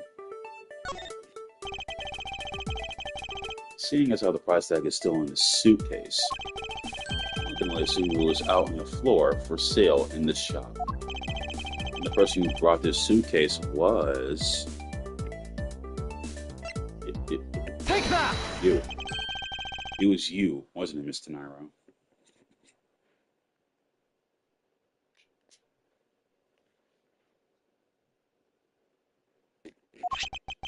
I hate to say this, but this suitcase that you designed hasn't sold very well, has it?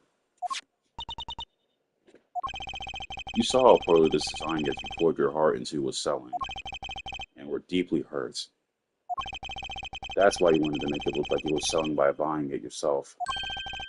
Isn't that right? Then, the reason you went to the shop and came back here was... I'm sorry. All I really have is my job. I, I was overjoyed when my design was chosen. I don't know why they chose your design, but it is what it is.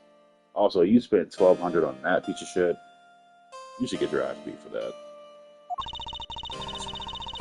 I thought that maybe I finally accomplished something. But the suitcases didn't sell. Because of the design, isn't it? All because it's as you put it, hideous. I can't say this was a great place in which to sell them either. When selling a single one, they were just sitting there collecting dust. I felt so bad seeing them there, day in and day out. So I decided to buy one for every flight I worked. Every flight you worked? Nah, you gotta go. You gotta go. You buy one. Even Edward said it. You buy one every single time you work a flight? I see. So in order to keep your resolution, you went and bought one today as well. Yes, and here's my receipt for that purchase. Oh my god. This receipt is clearly timestamped at 5:40 a.m. Interesting. The truth is, there's still a bunch of them left unsold. We're going to scrap the remaining ones at the end of this flight. Mr. Naro, where are the other suitcases?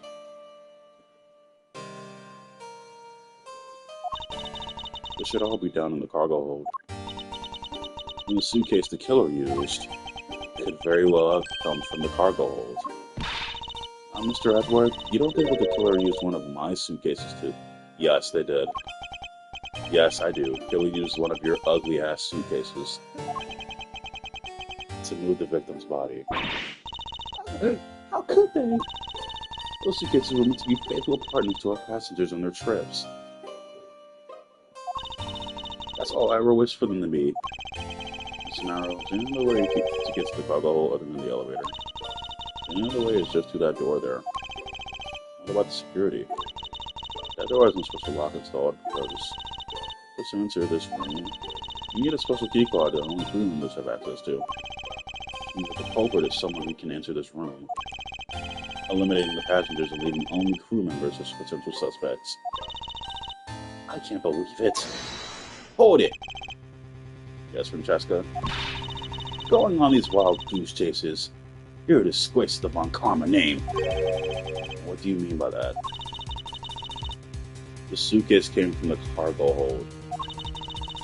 That fact alone tells the whole story. Yes, which is why I said the culprit must be a crew member who used their key card. Miles Edgeworth, you're proposing that the killer rode the elevator from the cargo hold, correct? Yes, that's the only realistic possibility. That other attendant, Miss Neal, I asked her earlier, and she had this to say. Francesca got information out of Miss Neal. In order to make the elevator go down to the cargo hold, a different key card is required. A different one? Yes, and the only person who holds that particular key card is you, Miss Rhoda Tanaro, and only you. What? Is this true, Mr. Naro? Yes, I keep that key card in my locker at all times. Can you please show us that card right now? Yes, hold on.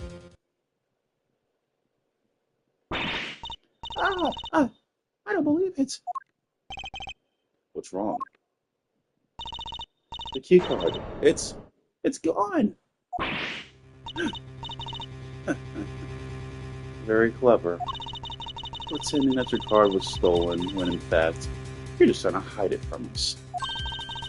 You really thought this through. Oh, wait, it's not like that. You can tell us all about it. You can tell us all about what it's like down at the station. Officer, arrest this woman. Yes, ma'am. Mr. Ashworth.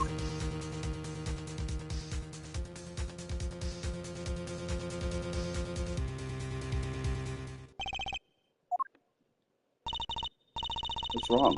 There's disbelief written all over your face. Francesca, I know that you are, I believe, investigator on this case. However, hold it. Don't even think about wasting any more of my time. You know the rules as well as I do. Evidence speaks louder than words. Even if this isn't a courtroom, that basic tenet still applies. I intend to investigate the cargo hold now. What will you do, Miles Edgeworth? I intend to do likewise. To be continued.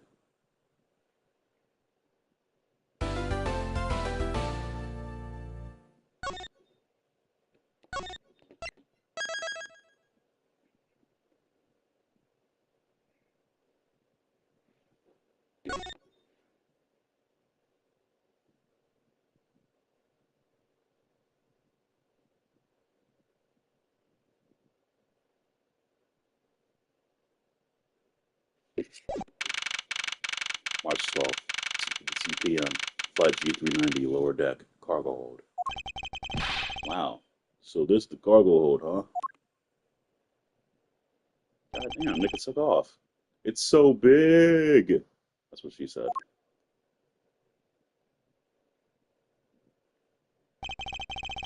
This plane is a special model. It has both a super large cargo hold and an extra luxurious first class seating. How big is this plane? So this is the real scene of the murder. There is certainly a high probability of that, which is why we are here, correct? Okay, let's get investigating, sir. Get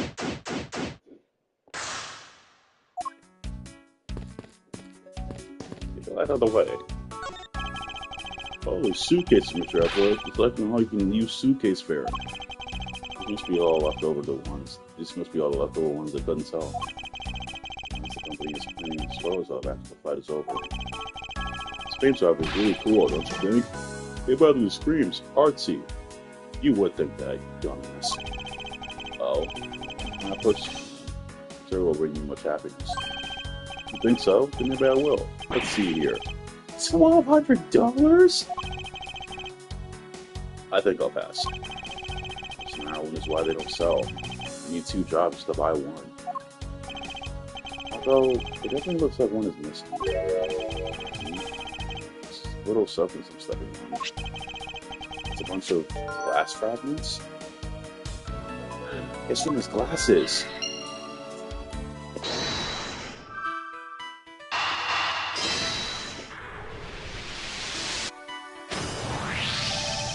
I think we can safely conclude that these fragments are from a pair of glasses. And the victim was wearing a pair of broken glasses. Exactly what I was thinking. I'm sure that the shards will match up perfectly with the remnants of the glasses and lenses. Here we go. The victim was here, just as I suspected. So you're saying that the real scene of the crime was here, sir? Isn't that what I've been saying for a while now? Oh, is it? I didn't know that. Perhaps it was a bit early to draw the conclusion. However, I believe that the probability has just skyrocketed considerably. All that's left is to find the murder weapon.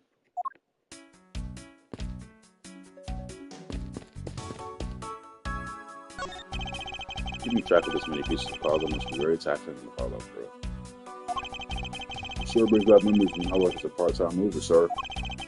By the look of his eyes, he's waiting for me to ask about the rest of the story. But no matter how he pours in the puppy eyes, I have no intention of doing so.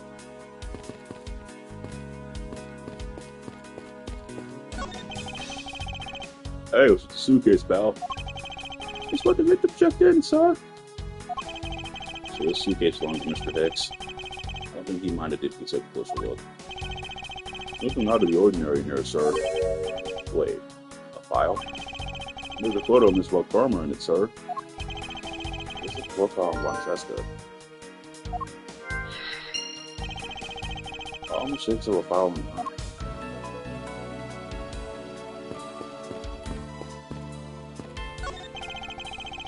box up here. This one says flammable on this one. And this one says pharmaceuticals. This one says for exorcism only. Exorcism use only? What? The population's airline funding. Oh, I just love pushing buttons on elevators and crosswalk signals. Here, you should give it a try, sir. Go on, push it. The elevator's only stopped on the first floor, detective. It can't move. Oh yeah, I guess nothing would happen if you push it now. Great. Great. Great. Great. Are you sleeping?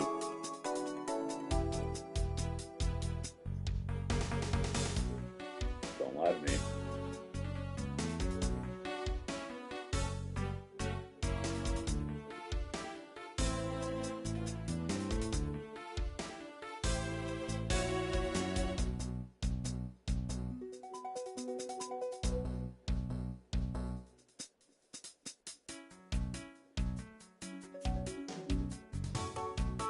The cargo hold.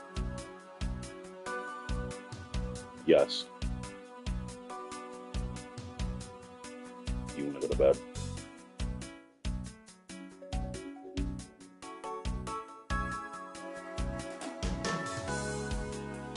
Oh wow.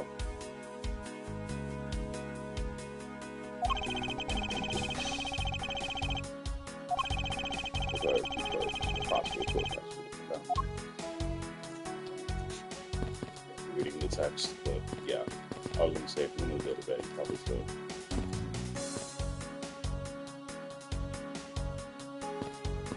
So what? No, say it again. Say it.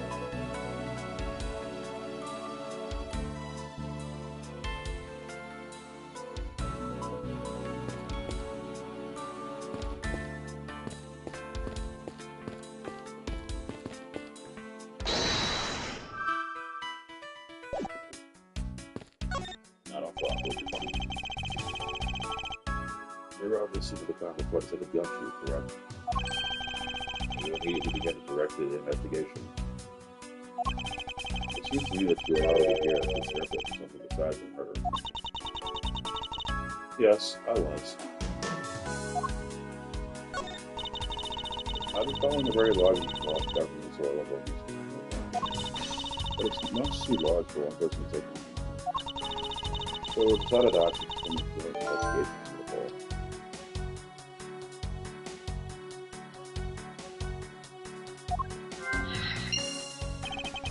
Interpol is involved. It's a top secret operation, so I really can't say that it's another part of that.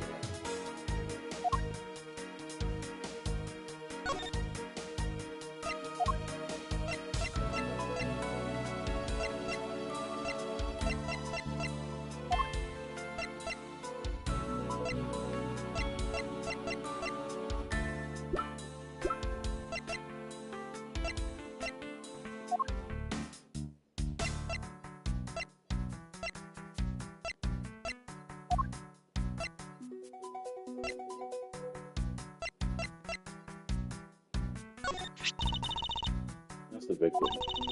Infuriating to me. Feel like that. Not close. I've got to get this thing myself. That's right.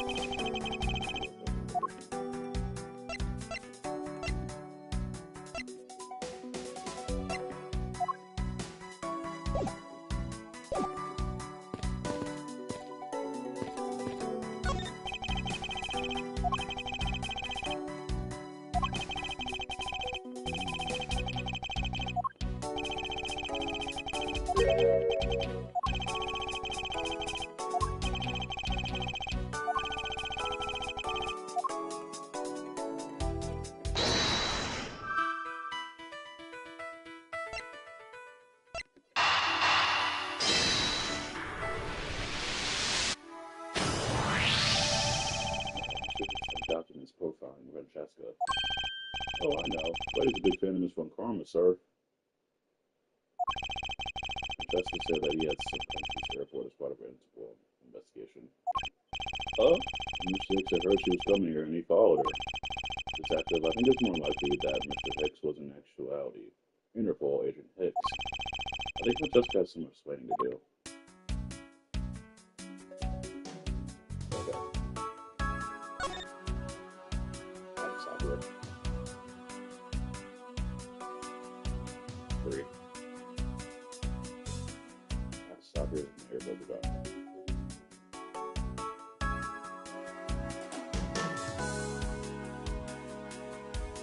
Yeah, you get some guys.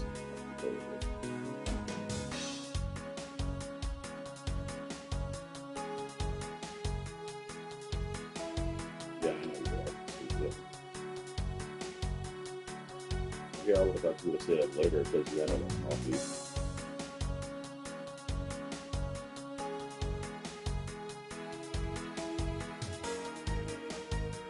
If you say so, I wait. I'll drive for that.